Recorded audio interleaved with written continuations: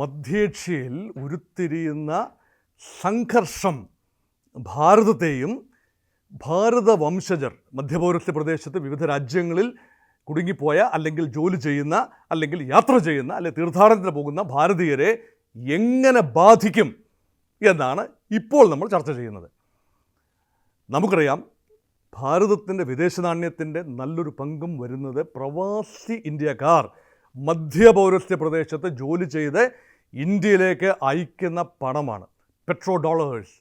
ഇത് കേരളത്തിന് പ്രത്യേകിച്ചും വലിയ തോതിൽ നഴ്സിംഗ് രംഗത്തും മെഡിക്കൽ രംഗത്തും ടെക്നിക്കൽ രംഗത്തും ഒക്കെ ജോലി ചെയ്യുന്ന ആളുകൾ നാട്ടിലേക്ക് അയക്കുന്ന തുക, അത് കേരളത്തിൻ്റെ സമ്പദ് വ്യവസ്ഥയും കേരളത്തിലെ സാമാന്യ ഒരു ചുറ്റുപാടിനെ, സാമ്പത്തിക ചുറ്റുപാടിനെ താങ്ങി നിർത്തുന്നതിൽ നിർണായകമാണെന്ന് കാണാം.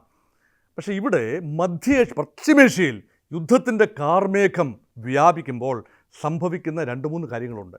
ഒന്ന്, എണ്ണ വില കുതിച്ചുയരും. ഡോളറിന് 92 ഒരു വിപയ്ക്ക്, അതായത് 148 ലിറ്റർ അടങ്ങുന്ന ഒരു ബാരൽ ക്രൂഡ് ഓയിലിൻ്റെ വില 92 പരം ഡോളേഴ്സായി മാറിയിരിക്കുന്നു. അത് കുതിച്ചുയരുകയാണ്. അങ്ങനെ കുതിച്ചുയർന്നാൽ ഇന്ത്യ ഈ എണ്ണയെ, വിദേശത്ത് നിന്നുള്ള ക്രൂഡ് ഓയിൽ ഇറക്കുമതിയെ ആശ്രയിച്ച് നിൽക്കുന്ന രാജ്യമാണ്. നമുക്ക് റിഫൈനറികളുണ്ട്, അതുകൊണ്ട് റിഫൈൻഡ് ഓയിൽ വേണ്ട, പക്ഷേ ക്രൂഡ് ഓയിൽ വേണം. ആ ക്രൂഡ് ഓയിൽ ശുദ്ധീകരിച്ചാണല്ലോ നമ്മൾ പെട്രോളും ഡീസലും കെറസിനും ഏവിയേഷൻ ഓയിലും എല്ലാം ഉണ്ടാക്കുന്നത്. അതുകൊണ്ട് നമ്മളെ സംബന്ധിച്ചിടത്തോളം, ഇന്ത്യയെ സംബന്ധിച്ചിടത്തോളം എണ്ണയ്ക്കുണ്ടാകുന്ന വിലക്കയറ്റം ആഗോള വിപണികളിൽ ചരക്ക് നീക്കം തടസ്സപ്പെടുമ്പോൾ 2 മേഖലകളിൽ ചരക്ക് നീക്കം തടസ്സപ്പെടാം. ഒന്ന് പേർഷ്യൻ ഗൾഫ് മേഖല. ആ പേർഷ്യൻ എന്ന് പറയുന്നത് ഇറാനാണ്. ഇറാൻ്റെ തെക്കുള്ള ആ ഒരു ഗൾഫ് കടലിടുക്ക്, ആ കടലിടുക്കിലൂടെ അകത്തേക്ക് പോകുന്ന സ്ട്രെയ്റ്റ് ഓഫ് ഹോർമൂസ് എന്ന് പറയും, ഹോർമൂസ് കടലിടുക്ക്. ആ കടലിടുക്കിലൂടെ പോകുന്ന കപ്പലുകളെ ഇറാന് തടഞ്ഞു വെക്കാനാവും.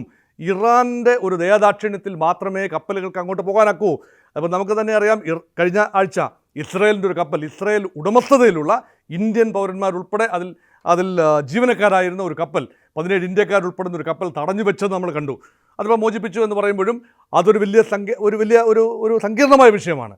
അപ്പോൾ ആ ഒരു മേഖലയിലൂടെയുള്ള ചരക്ക് നീക്കം, അത് UAE-യിൽ നിന്നുള്ള എണ്ണയാകട്ടെ, കുവൈറ്റിൽ നിന്നുള്ള ഓയിലാകട്ടെ, ഖത്തർ ഒമാൻ പ്രദേശങ്ങളിലെ എണ്ണയായിക്കോട്ടെ, ഇതെല്ലാം തന്നെ ഇറാഖി ഓയിൽ ഒക്കെ കടന്നു വരേണ്ടത് പേർഷ്യൻ ഗൾഫ് വഴിയാണ്. അത് അഫക്റ്റഡ് ആകാൻ പാടില്ല. അവിടെ ഇറാൻ്റെ ശക്തമായ സാന്നിധ്യമുണ്ട്, ഇറാൻ്റെ നാവികസേനയുടെ സാന്നിധ്യമുണ്ട്. അതൊരു കൺസേൺ ആണ്. രണ്ടാമത്തെ കൺസേൺ കുറച്ചുകൂടെ താഴെയാണ്. സൗദി അറേബ്യയുടെ തെക്ക് ആ ഒരു ഏഡൻ കടലിടുക്ക്, അവിടെയാണ് ബാബ്-എൽ മന്ദേബ്. ആ ബാബ്-എൽ മന്ദേബ് കടലിടുക്ക് കടന്നാണ് ചെങ്കടലിലേക്ക് കപ്പലുകൾ പ്രവേശിക്കുന്നത്. ആ പ്രദേശത്താണ് യമൻ്റെ പടിഞ്ഞാറൻ ഭാഗത്ത് കൺട്രോൾ ചെയ്യുന്നത് ഇറാൻ്റെ പിന്തുണയുള്ള ഹൂതി വിഭാഗക്കാരാണ്. അവർ ട്രൈബൽ വിഭാഗമാണ്. അവർ കൺട്രോൾ ചെയ്യുന്ന ഒരു മേഖലയിലെ കപ്പലുകളും അവർ പിടിച്ചെടുക്കുന്നുണ്ട്. അങ്ങനെയാണ് യൂറോപ്യൻ കമ്മ്യൂണിറ്റിയിലെ പല രാജ്യങ്ങളുടെയും കപ്പലുകൾ അവർ പിടിച്ചെടുക്കുകയും ജീവനക്കാരെ ബന്ദികളാക്കുകയൊക്കെ ചെയ്ത ചരിത്രമുണ്ട്. അവിടെയും ഒരു വശത്ത് ഇറാൻ തന്നെയാണ്. ഇറാൻ്റെ നാവികസേനയും ഹൂതികളിലൂടെയുള്ള നീക്കവും ആ ഭാഗത്തെ ചരക്ക് നീക്കവും അവതാളത്തിലാക്കും. അങ്ങനെയെങ്കിൽ ഇങ്ങോട്ട് ഇന്ത്യ സമുദ്രത്തിലേക്ക് കടന്നു വരേണ്ട സൗദി അറേബ്യയിൽ നിന്നും അല്ലെങ്കിൽ യൂറോപ്പിൽ നിന്ന് വരേണ്ട ചരക്കുകൾ ഉൾപ്പെടെ, അതായത് സൂയസ് കനാൽ കടന്ന്, മെഡിറ്ററേനിയൻ കടലിൽ നിന്നും സൂയസ് കനാൽ കടന്ന് ചെങ്കടലിലേക്ക് ഇറങ്ങി, ചെങ്കടലിന് തെക്കോട്ട് യാത്ര ചെയ്ത് ബാബ്-എൽ മന്ദേബ് എന്ന ആ കടലിടുക്ക് കടന്ന് അറബിക്കടലിലേക്ക് പ്രവേശിച്ച് അവിടെ നിന്ന് ഇന്ത്യൻ ഓഷ്യനിലേക്ക് വരേണ്ട കപ്പലുകളും തടസ്സപ്പെടും. അപ്പോൾ എണ്ണ മാത്രമല്ല, മറ്റ് ചരക്കുകളും തടസ്സപ്പെടും. അങ്ങനെയെങ്കിൽ ഈ 2 ഭാഗം ഉപയോഗിച്ചുകൊണ്ട് നമ്മൾ ഇന്ത്യ യൂറോപ്പ് വയ middle east trade and economic corridor എന്ന G20-ൽ പ്രഖ്യാപിച്ച ആ ഒരു നയമുണ്ടല്ലോ, നമ്മുടെ പുതിയൊരു സംഘടനയുണ്ടല്ലോ, പുതിയൊരു വ്യാപാരപാതയുണ്ടല്ലോ, ഏൻഷ്യൻറ്റ് സിൽക്ക് റൂട്ടിന് ബദലായി ഇപ്പോഴിതാ ഒരു silk route, 1 belt 1 road, belt and road initiative China കൊണ്ടുവരുന്നു. അതിന് ബദലായി സമുദ്രമാർഗം പഴയ നമ്മുടെ സുഗന്ധപാതയുണ്ട്, സ്പൈസ് റൂട്ട്. കേരളത്തിൽ നിന്നും അല്ലെങ്കിൽ ഇന്ത്യയുടെ തെക്കൻ പ്രദേശത്തു നിന്നും മധ്യപൗരസ്ത്യ പ്രദേശം വഴി യൂറോപ്പുമായി ബന്ധിപ്പിക്കാവുന്ന പഴയ സ്പൈസ് റൂട്ടിനെ റിവൈവ് ചെയ്യുന്ന പദ്ധതിയാണ് G20-ൽ ഇന്ത്യയുടെ കാർമ്മിക തത്വത്തിൽ അരങ്ങേറിയത്. അത് നടപ്പാകണമെങ്കിൽ ഇസ്രായേൽ ശാന്തമാകണം, സൗദി അറേബ്യ ശാന്തമാകണം, ജോർദാൻ ശാന്തമാകണം, ആ പ്രദേശം മുഴുവൻ ശാന്തമാകണം. അശാന്തി അവിടെ സംഭവിച്ചാൽ ഈ ഒരു പദ്ധതി മുളയിലേഞ്ഞുള്ളേണ്ടി വരും. അത് വളരെ വലിയ സങ്കീർണമായ ഒരു പ്രശ്നമാണ് ഇന്ത്യക്ക് സമ്മാനിക്കുന്നത്. അതുമാത്രമല്ല, ഇന്ത്യയെ സംബന്ധിച്ചിടത്തോളം I2U2 സഖ്യത്തിലെ ഒരു നിർണായക രാജ്യമാണ് ഇന്ത്യ. അമേരിക്ക രംഗത്ത് വരുന്നു. അറബ് രാജ്യങ്ങളുമായി അമേരിക്കയ്ക്ക് നല്ല സൗഹാർദ്ദമാണ്, ഇസ്രയേലുമായി അമേരിക്കയ്ക്ക് നല്ല സൗഹാർദ്ദമാണ്. അബ്രഹാമിക കരാറിനെ ഏറ്റവും അധികം പ്രോത്സാഹിപ്പിക്കുന്നതും അമേരിക്ക തന്നെയാണ്. അബ്രഹാമിൻ്റെ സന്തതികളാണല്ലോ ഇസ്രയേലും അതുപോലെ അറബികളും. അബ്രഹാമിൻ്റെ ഭാര്യ ആദിപിതാവെന്ന് ഈ 3 വിഭാഗക്കാർ, അബ്രഹാമിക മതക്കാർ, ക്രൈസ്തവർ, ഇസ്ലാം അല്ലെങ്കിൽ അതുപോലെ തന്നെ യഹൂദൻ, ഈ 3 പേരും വിചാരിക്കുന്ന ആദ്യപിതാവായ അബ്രഹാമിൻ്റെ സന്തതി പരമ്പരകൾപ്പെട്ടവരാണല്ലോ ഈ 2 വിഭാഗക്കാരും. ഇസ്രയേൽ എന്ന വിഭാഗവും അതുപോലെ നോൺ ഇസ്രയേൽ, അത് അറബി വിഭാഗക്കാരാണ്. ഈ 2 വിഭാഗത്തിലെയും രാജ്യങ്ങൾ ഒന്നേ ഉള്ളൂ, ഇസ്രായേൽ ഒന്നേ ഉള്ളൂ, അറബ് രാജ്യങ്ങൾ പലതാണ്. ഓരോരോ അറബ് രാജ്യങ്ങളെ ഒരുമിച്ച് കൊണ്ടുവരാൻ വളരെ വലിയ ശ്രമമാണ് കഴിഞ്ഞ ഏതാനും വർഷങ്ങളായി നടത്തിയിരുന്നത്. ഏതാനും രാജ്യങ്ങൾ, ബഹ്റൈൻ ഉൾപ്പെടെയുള്ള രാജ്യങ്ങൾ അതിൽ ജോയിൻ ചെയ്തു. ഈജിപ്റ്റ് മുൻപ് തന്നെ ഇസ്രായേലുമായിട്ടുള്ള വൈരം അവസാനിപ്പിച്ചു. സൗദി അറേബ്യ പുതിയൊരു രാജാവിൻ്റെ കീഴിലാണ്. King Salman, Muhammad bin Salman പഴയകാല ഒരു വഹാബി സൗദി നേതൃത്വത്തിൽ ഒരു കെട്ടുറപ്പിലല്ല നിൽക്കുന്നത്. സ്വതന്ത്ര പുരോഗമന ചിന്താഗതിയുള്ള ഒരു പുരോഗമനവാദിയായ ഒരു രാജാവാണ്. സൗദി രാജകുമാരൻ പുതിയതായി ചുമതല ഏറ്റെടുക്കുമ്പോൾ അവിടെ വ്യാപകമായ ഇൻറ്റേർണൽ ചേഞ്ചസ് ആണ്. വിദേശ നയത്തിൽ തന്നെ വ്യാപകമായ മാറ്റം വരുന്നു. ഇസ്രയേലുമായി സൗദി അറേബ്യ അബ്രഹാമിക കരാർ ഒപ്പുവെക്കും എന്ന ഘട്ടത്തിലാണ്. അതിനെ അട്ടിമറിക്കാൻ കൂടിയാണല്ലോ യഥാർത്ഥത്തിൽ ഹമാസിൻ്റെ ഭാഗത്തു നിന്ന് ഇസ്രയേലിനെതിരെ ആക്രമണം വരികയും അങ്ങനെ അറബി ലോകത്തിന് ഇസ്രയേലുമായി സന്ധി ചെയ്യാൻ ആവാത്ത അവസ്ഥ വരികയും ചെയ്തത്. ഈ ഒരു അവസ്ഥയെ പരമാവധി മുതലെടുക്കുകയാണ് ഇറാൻ. ഓർക്കുക, അറബി രാജ്യമല്ല ഇറാൻ, മുസ്ലിം രാജ്യമാണ്, പക്ഷേ നോൺ അറബ് ബട്ട് മുസ്ലിം. ഷിയ രാജ്യമാണ് ഇറാൻ, പക്ഷേ മുഖ്യ അറബ് രാജ്യങ്ങൾ പലതും സൗദി അറേബ്യ ഉൾപ്പെടെയുള്ള സുന്നി രാജ്യങ്ങളാണ്. ഇവർ തമ്മിൽ എക്കാലത്തും മൂപ്പിളവ തർക്കങ്ങളും ചേരിപ്പോരുകളും ഒക്കെ ഉണ്ടായിരുന്നു. ഇറാൻ്റെ സാന്നിധ്യമുള്ള ബഹ്റിൻ, ഷിയ വംശജരേറെയുള്ള ബഹ്റിൻ, ഷിയ വംശജർക്ക് 60% സാന്നിധ്യമുള്ള ഇറാഖ്, ഷിയ വംശജർക്ക് നല്ല സാന്നിധ്യമുള്ള സിറിയ മുതലായ രാജ്യങ്ങൾ ഇറാനോട് സൗഹൃദം പുലർത്തുന്നു. അപ്പം സൗദി അറേബ്യയോട് സൗഹൃദം പുലർത്തുന്ന ചില സുന്നി രാജ്യങ്ങളുണ്ട്. ഇവ തമ്മിൽ ഒരു ബാലൻസിൽ പോവുകയായിരുന്നു.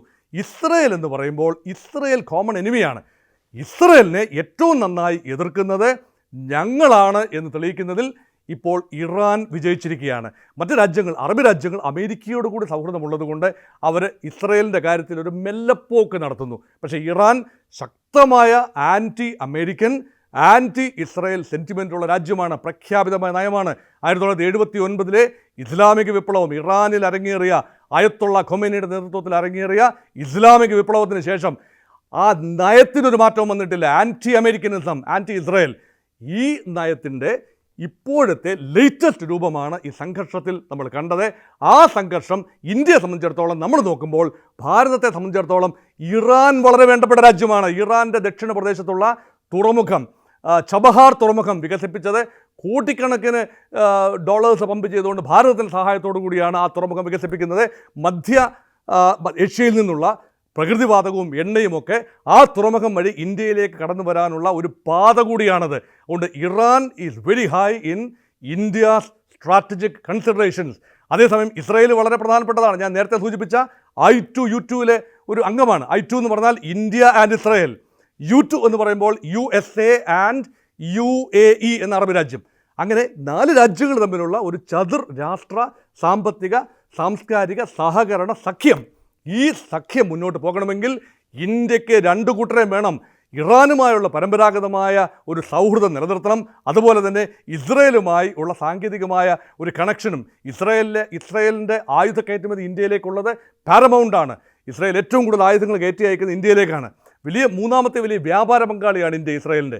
അതുപോലെ ഇന്ത്യയുടെയും വ്യാപാര പങ്കാളിത്തത്തിൽ ഇസ്രയേലുമായി വളരെ വലിയ ഒരു സ്ഥാനമാണുള്ളത്. അതുകൊണ്ട് സാമ്പത്തിക കാരണങ്ങൾ, അതുപോലെ തന്നെ സൈനിക കാരണങ്ങൾ, തന്ത്രപരമായ കാരണങ്ങൾ, പാകിസ്ഥാനെ സംബന്ധിക്കുന്ന തന്ത്രപ്രധാനമായ വിവരങ്ങൾ നമുക്ക് നൽകേണ്ടത് ഇസ്രയേലാണ്.